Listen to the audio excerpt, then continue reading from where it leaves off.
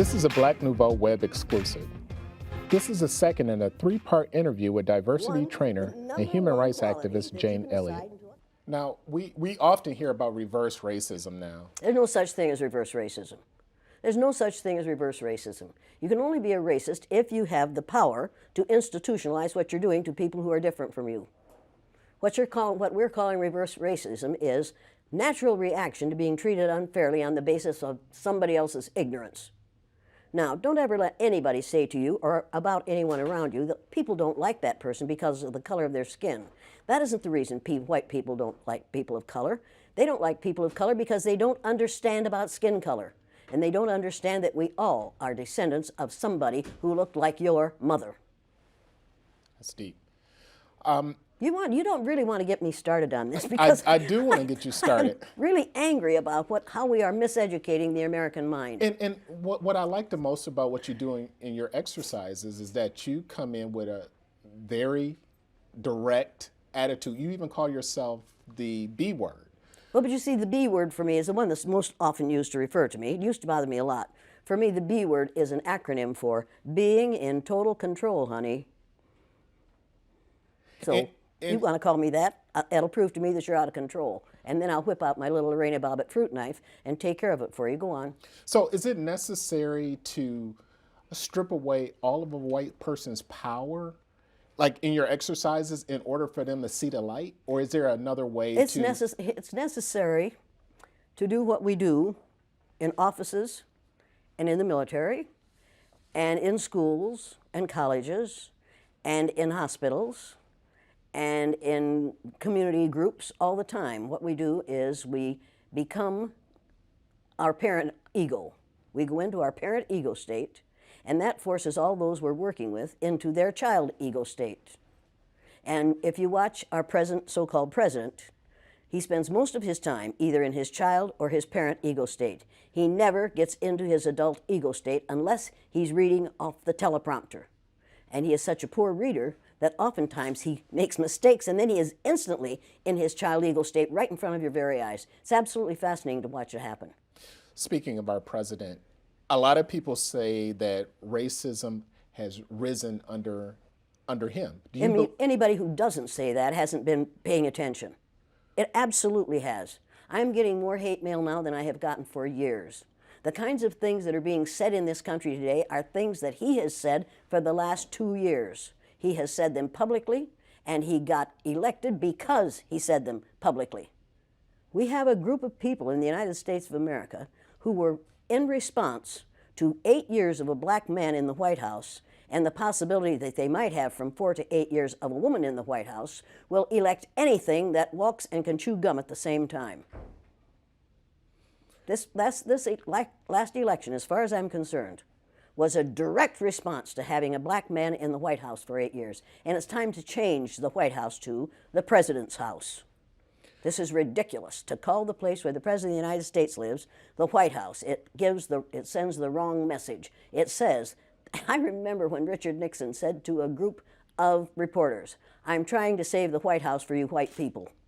That says it all. And at that moment I thought, well, wait a minute. Now this is something that has to be changed, and it has to be changed. Nothing can stop an idea whose time has come. It's time to change the name of the White House to the President's house or the President's residence, which has a nice ring to it, don't you think? Okay, let's just say that Donald Trump, President Trump, is trying to bring the country together like he said he would do.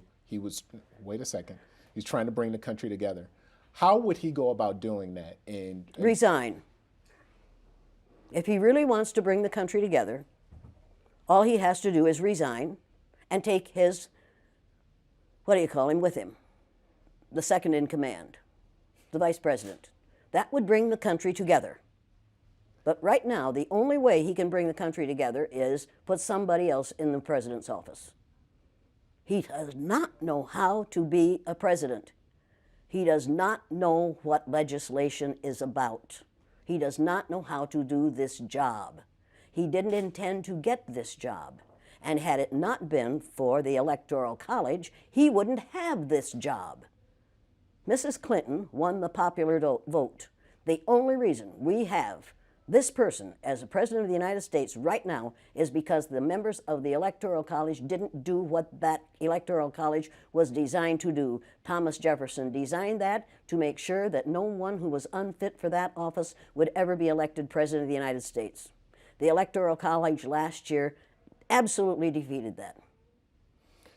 With the state of the country being what it is right now, there's a lot of conversations taking place about, let's have a conversation about race. How would a person go about having that conversation? What can they expect to happen in a conversation Well, like the that? first thing they have to do is not talk about tolerance. I found out the day I was on the bottom in the blue-eyed, brown-eyed exercise with my students. I found out how it feels to be tolerated. I found out that tolerance means put up with or allow me to be. I don't need your allowance, and I don't need to be tolerated. I want to be valued, recognized, and appreciated. Put your tolerance where the sun doesn't shine. I do not believe in tolerance because in this country, we tolerate zits when we're little, zits when we're teenagers, hot flashes when we're old, and the flu and bad weather in between. We tolerate ugly things that are going to go away. I don't intend to tolerate anyone. I intend to recognize, appreciate, and value people, not to tolerate them. And I have all kinds of respect for the man who is part of the tolerance group in Atlanta, maybe. I have all kinds of respect for those folks, but we've got to change it from tolerance because the powerful can tolerate. The powerless have to wait to be tolerated. I have no time for that. I like that. No, I'm going to get lots of angry responses to that one. And I understand that. But I'm reading a book right now. Everybody needs to read this book. It's called, everybody has to read this. Everybody that's watching this has to read this book on tyranny. 20 things that we've learned over the last 100 years in this country that have put us in the position we're in now and what we can do about it. Everybody has to read this book. They should read this book first, and then they should read The Myth of Race by Robert Wald Sussman. And once you've read The Myth of Race, you will never, ever again go along with the idea that there are 3 or 4 or 5 different races. It was a lie made up by the people who ran the Spanish Inquisition. And before that, there were different colors, but race had nothing to do. There was only one race, the human race. We made that whole thing up. It's time to get rid of it. We have the power to do that. This country got ready for World War II in about 6 months. And you're telling me that we can't destroy racism? White people created racism. Anything you create, you can destroy. God created human beings, the human race, and they started out black women. White people created racism. Human beings created racism. It's time to get over it. Can we go back 1 second? Sure you can. You criticized President Trump. Did I? One thing that a lot of people have criticized former President Obama on was not speaking out on race enough. Do you think he failed in that? What if he had spoken out enough on race? Imagine what would have happened to him. The man is still alive.